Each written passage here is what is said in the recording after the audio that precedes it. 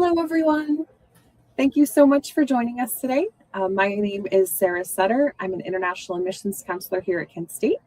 And as you can see, we have a special guest. Would you like to introduce yourself? Hi, everyone. My name is Loubna Bilali. I'm an associate professor of translation technologies in the master's program in translation here at Kent State. And as you can probably guess, our flash talk today is about the master's programs in the Modern and Classical Language Studies department. So I believe we have a presentation. Are you ready to share your screen? Yeah. Okay, let me share this then. If anyone has questions as we go, feel free to drop those in the chat and we'll answer those at the end. So slide is up. Right now it's showing the website for the College of Arts and Sciences. Oh, okay.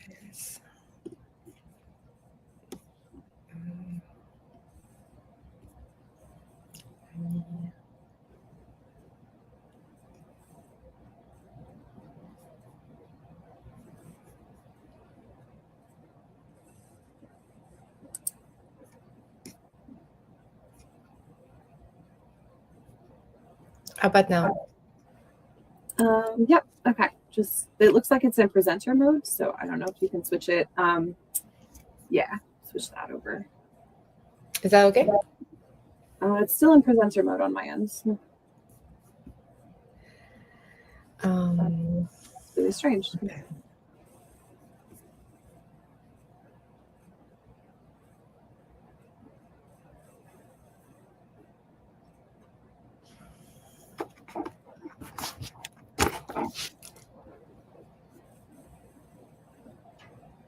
Please give us one moment, everyone. We're so sorry. Technical difficulties. We'll get right to you. How about now? That looks better. There we go. Okay, cool. Sorry about that. I had dual monitors and I think it was pulling from the second screen. Mm-hmm. All right, well, hi everyone. Thank you for joining us this morning. This is the agenda for my presentation. So start with a short introduction, talk about translation program at Kent State, so NASA's program, the concentrations that are involved within that MI program, and some collaborations that we've started recently with partner programs on campus. We look at the course rotation and some professional profiles, career paths for graduates of our program. So my name is Loubna Bilali, as I mentioned earlier. I'm an associate professor of translation technologies here at Kent State. So I teach in the master's program in translation. I'm the coordinator of the online MA program. So my background is in translation studies. So I got my PhD in translation studies from Kent State with a focus on localization. My master's in French translation also from Kent State, and another master's in cross-cultural communication in translation prior to that. So I'm very much interested in translation technology, the intersection of translation, culture, and language. And that's what I get to teach here at Kent State. All right, so translation Kent State started back in late 80s. So we have a bachelor in science translation, a master's degree, and a PhD degree. It's a very comprehensive set of programs that complement each other. So we're located in Northeast Ohio. So as I mentioned, founded in 1988, we have one of the largest and oldest translator education programs in the US. We have a significant number of alumni who are currently working in every aspect of the language industry. So the master's program in translation is a 36-credit degree. So we have it on-site and online. The on-site program started in 1988. The online program started in 2018. And students have the option to either seek a full-time status or a part-time status. We have two concentrations, so one language concentration and one technology and multilingual communication concentration, in addition to the dual degree in translation MBA, where students can seek both, so master's program in translation plus the MBA program, and also both on-site and online. So the language concentration includes these 6 languages, so Arabic, French, German, Japanese, Russian, and Spanish. We do also have a non-language specific option for students who work with languages beyond these 6. So major requirements. So we have a sequence of technology courses and then translation practice courses. So we start in the technology courses, we start with Introduction to Translation Technology, the first semester, along with theory of translation interpretation, practice of translation, graduate research writing, and then so forth. And then we have in the technology realm, so terminology, computer apps, career paths in language industry, and then the practice courses such as commercial, legal, diplomatic, scientific, technical, medical, literary, and cultural translation. So recently we have established partnerships with 5 programs that exist on campus, and they're all online programs, master's programs that are offered online. So these specializations, in addition to translation, students can add one of these specializations that would count mostly like a minor within the MA program. So they can do translation global security, translation user experience design, translation emerging media technologies, translation international business, or translation computer science, which is a technology specialization. So the programs we have partnered with is a global security concentration within the Masters in Criminology, Criminal Justice, emerging media and technology, so within the School of Emerging Media Technology, in the communication, college communication, user experience in collaboration with the MS in UX, School of Information, international business, which is a graduate certificate within the business school, and then computer science. So we have a set of courses that students can take from the computer science department that, All right, so the way it looks like, so besides or in addition to the major requirements in our program, these are the courses that students interested in global security can take from within that master's program, Criminology, Criminal Justice. This is the set of courses that the immersion media specialization or masters would allow our students to take. And then translation user experience specialization. So these are the UX courses that our students who are interested in UX, maybe localization of user interfaces and so forth, can take. These are the courses from international marketing within the international, business concentration. And a set of courses from computer science and also business analytics programs.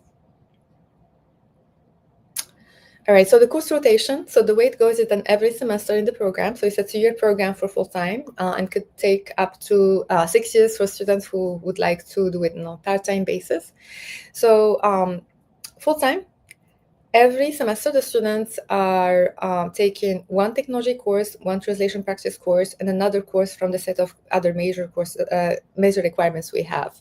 So the first semester we have Introduction to Translation Technology, and then it's a prereq for terminology computer applications, which is a prerequisite for software and website localization, which is a prereq for language project management. So these 2 courses are elective, so only for students who are interested in either the technology or the business side of translation. And then the practice courses, so every semester they have a translation practice course. So they start with the general practice course in the first semester. So the second semester they take one of the specialized one, either scientific, technical, medical, legal, commercial, or literary, cultural, depending on the language combination they work with.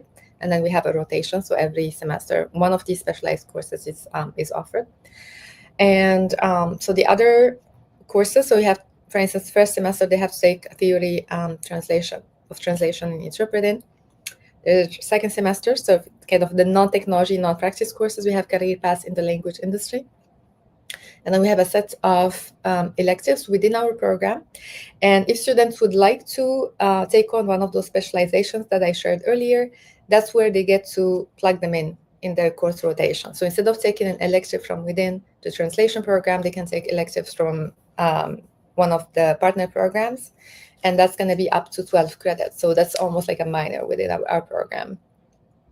So the set of courses that we have offered within our program, of electives we have offered within our program, so we have intercultural communication, language industry, professional editing for translators, machine translation, which is an upcoming course that we are currently developing. And then we have the option of internship for students who would like to get some experience before they graduate. Usually students go for an internship between the summer, between the first and then the second year, We also have a thesis option for those interested in, for instance, in going for the PhD program after completing the master's program. So the thesis option is a 6-credit course, so they take over 2 semesters. And then we also have a case study option, which is kind of different than a thesis, where they get to work on a larger translation projects and write a critical analysis for it. So it's considered one of the culminating experiences, like capstone projects, to wrap up the master's program. So community experience, we have the case study option, internship, or thesis option. Other electives we have are graduate research or writing that also student can take if they are interested. So student can either seek full-time status or part-time status. So full-time students would take 9 credit hours per semester, and they get to complete the program in 2 years. So our entry point to the program is the fall. The reason for that is that many of the courses that they take in the fall semester are foundational courses.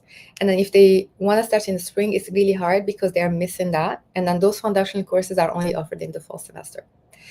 So so the workload is approximately 3 to 4 hours a week for each credit hour of class. So a full-time load of 9 credit hours would generally call for 27, 36 hours a week. So if you go for 9 credit, with the exception of the first semester where students are actually taking 11 credits, again, so just to get all of those foundation courses, the prereqs set before they move on to the following semester. If students are interested in a part-time status, they can then take 3 to 6 credits per semester, which means like a course or 2. And they get to complete the degree in 3 to 6 years, which is maximum time allowed to complete the degree. So the workload then would be less than the one for full-time students. And that would depend on the number of credits or number of courses that each student is taking per semester. Another thing to mention here is that we don't have any courses offered in summer. So our semester, so it's fall, spring. Our partner programs for students who may be interested in taking one of or consider one of those specializations, so they do offer summer courses. And if students are interested, they may take some of those elective courses in summer, but not within our program. So online program, so as I said, everything I mentioned so far applies both to the on-site and online program. So our online program is fully asynchronous, 100% online program, so there is no meeting time. All the online courses were developed with the support of Kent State Online, so that has a team of educational technologists and instruction designers following the quality matters standards. Courses are hosted in a learning management system called Canvas, and we use a modular approach for all the courses that we have within the program. So each course would have a set of modules, typically 15 modules, and then each module would cover certain aspects of the course. Lectures are recorded and scripted. We have demos that are also recorded and scripted, and then students are presented with a set of assignments, projects, practice activities, discussion posts that they need to work with, engage with. And readings are all available to you through the library course reserves. Of course, if there are any additional resources or deep dives, it's all hosted within your campus course. And then feedback and grades are all also posted on campus. For the technology courses, given that we rely on a number of software applications that students learn to use, those software applications are available to students on Microsoft Azure, which is a virtual machine. So any student that joins the program is assigned an account, a Microsoft Azure account, and they can access this virtual machine, which is a Windows-based computer, where they can find all of the software application technology that we use. So they're not required to purchase any or subscribe to any of these software. So we have a graduate student organization called Kent Lingua. So it was founded in 2000, and it's a grad student organization for translation students. They organize, so the Kent Lingua board, which is all student, it's a student-led organization. So the Kent Lingua members, they organize events for our students on-site and online. So they have a set of professional events that take place every semester where they invite industry professionals, mostly alumni of the program who are working for the language industry for a number of years, to share their experience, their professional trajectory, and also connect with our students. Sometimes some of these folks are they work for companies that offer internships, so it's a good opportunity for our students to engage with them, connect with them, network, and so forth. Another set of events that Cantlingua organizes are social events. Those social events are mostly meant for on-site students. But the professional ones are all available online. So they take the shape of webinars, networking events that are online. So this organization, helps current students connect with alumni of the program and also seek professional opportunities, whether through internships or jobs. We do have another student organization that our master's program our student benefits from their offerings, which is Translation Across the Humanities, TransHum. So it's a PhD run led organization, and they also organize a number of programs that our master's student benefits from. So a number of them are available online, as webinars. So Young Researcher Series, Tiny Desk Series, Carousel Rides, and then Abundance Series. So the admissions requirements are as listed on the slide, and I do invite you to check our website for just to get the list and maybe a checklist as you're going through preparing your application packet. So these admission requirements apply, as I said, to the on-site and online. So the on-site and online program is exactly identical. So courses, the curriculum, even in most cases, the instructors are the same. So application deadline is January 1st for those who are interested in applying for funding. Our funding comes in the form of graduate assistantships, and what graduate assistants get to do is teach undergraduate language courses depending on the languages that they work with now. So these funding opportunities are not available for the online program. So applications in general, they're accepted on a rolling basis. And for the online program, students can apply up to the first week of August, so August 1st. So professional profile, career path. So translation is at the intersection of many other fields. And the graphic on the slide is just kind of to show you like all of those intersection points, which really makes the field really exciting and the opportunities pretty much endless. So in our program, there is a focus on translation practice and translation technology, because a lot of what's being done in the industry is technology oriented. So talking about localization of website, localization of software applications, phone apps, games, in addition to traditional translation of literary works and different types of documentations.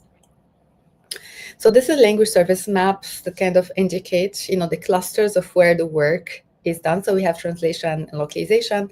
We have language consultancy that, student can engage with, tech and AI, audiovisual. So anything that has to do with audiovisual translation.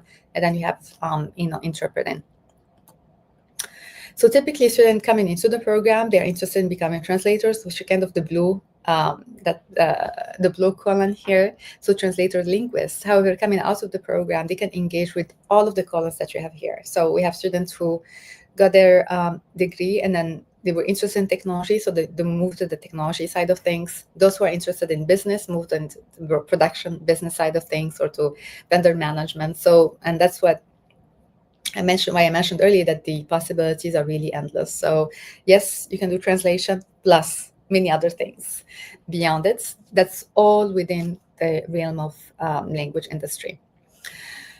So within the government, so there are different departments that need linguists, and basically graduates with the skills and competences that they develop during the master's program in translation. For the intergovernmental organization, there are also opportunities within the UN and UN family of organizations. Professional profile, so we have the linguist profile, which is a traditional profile. We have the technical profile, the business profile, and a student really can, coming out of the program, they can seek any of these, either like focusing on the linguist part, like translation part, technology, or business, or all of them for that matter. And in terms of opportunities, so yes, there is the so government is one area where student can work. In the private sector, so student can work on the client side. So basically, large companies that have their own divisions that take care of their language needs, language services.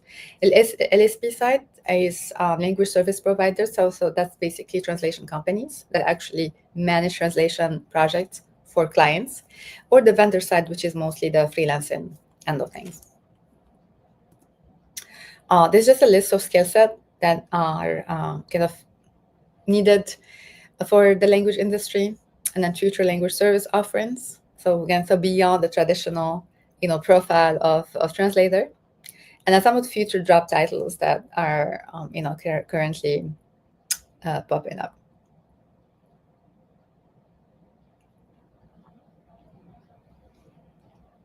All right, career paths again. So multiple possibilities here, and this is a graphic from a colleague of ours from the MIS program, so Adam Wooten, who put this together. So kind of the trajectories of a hiker. So that's the metaphor here. So if you go on a hike, a different path that you can take.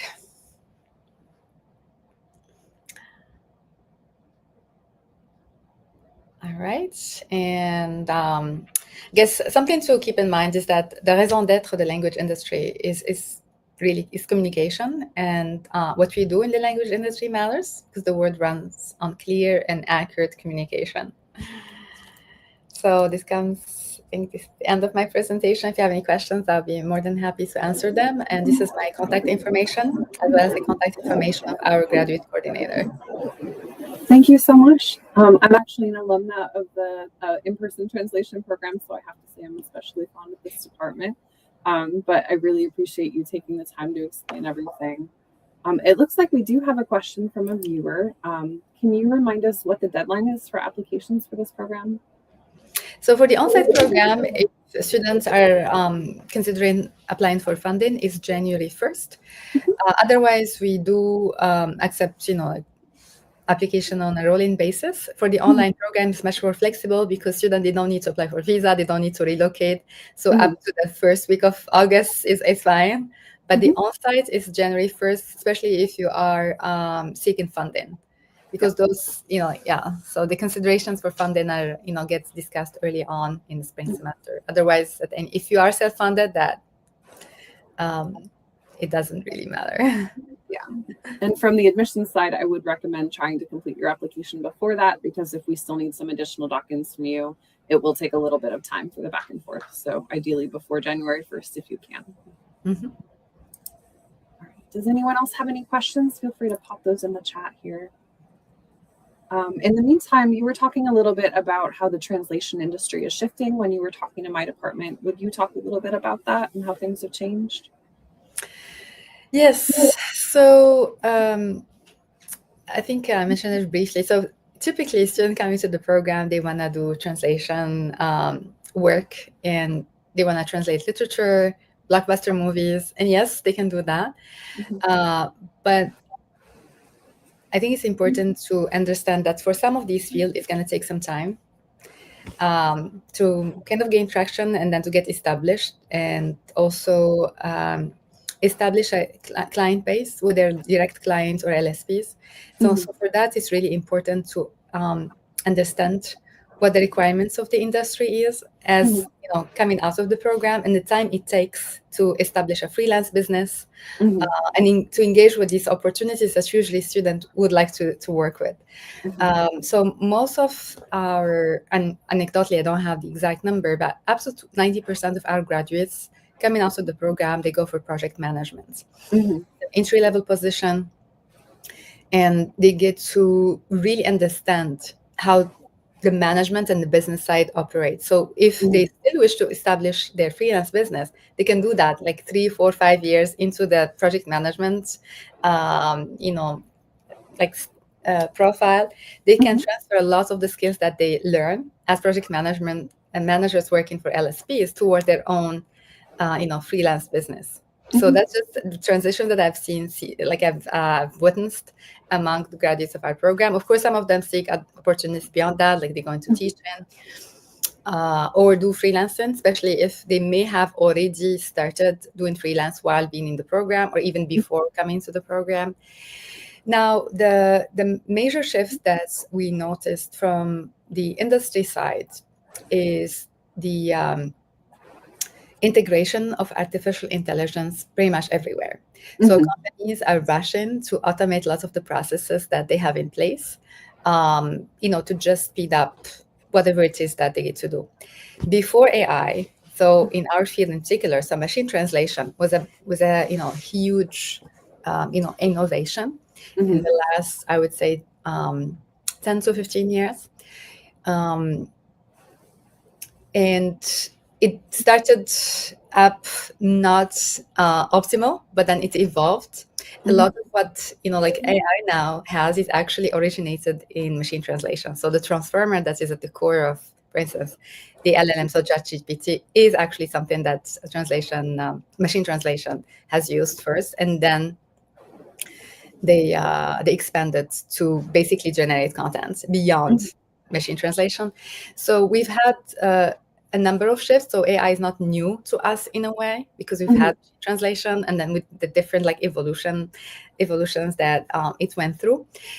So that was a major shift. And in the beginning, professional translators were not completely happy or excited about it, but then they ended up embracing it just because it's the reality of the market. A lot of what's being done currently is a post-editing of machine translation. Now, the skills that students learn and then the skills that you develop as a linguist or translators are needed no matter what. I think the future is for the top tier translators and linguists, not for the amateurs or the in-between, just because you need to know way more than what these technologies provide you with in order for you to validate, to approve, to check. So you need to know way more than what technology presents you with. And that's what I always tell my students. You need to be step 2, 3 ahead of AI. For you to be able to use it comfortably, you need to know, and you need to be able to judge whether what you are presented with is right or not. So you need to know really, really well the languages that you work with, the cultures that you work with, because language is only one layer. You have you need the cultural understanding. You need to be really well versed in the nuances, and that's something that you can develop with practice. Excellent. Okay, I'm going to pop up the website here. So if anybody else has anything that they would like to research with this, or you'd like to review the requirements again, feel free to check there. And then obviously you can reach out via email to the department as well. If you have any questions about international admissions, you can also contact our department. It's intladm@kent.edu. I'll put that up here as well. So if you're having difficulties with the admission process or need some more guidance, please let me know, and we can obviously put you in contact with the program coordinator as needed too. We have one more question, it looks like, before we finish here. Let me put that up. So going through the application steps and what's required, do you have that slide still available with the admission requirements? We can put that back up.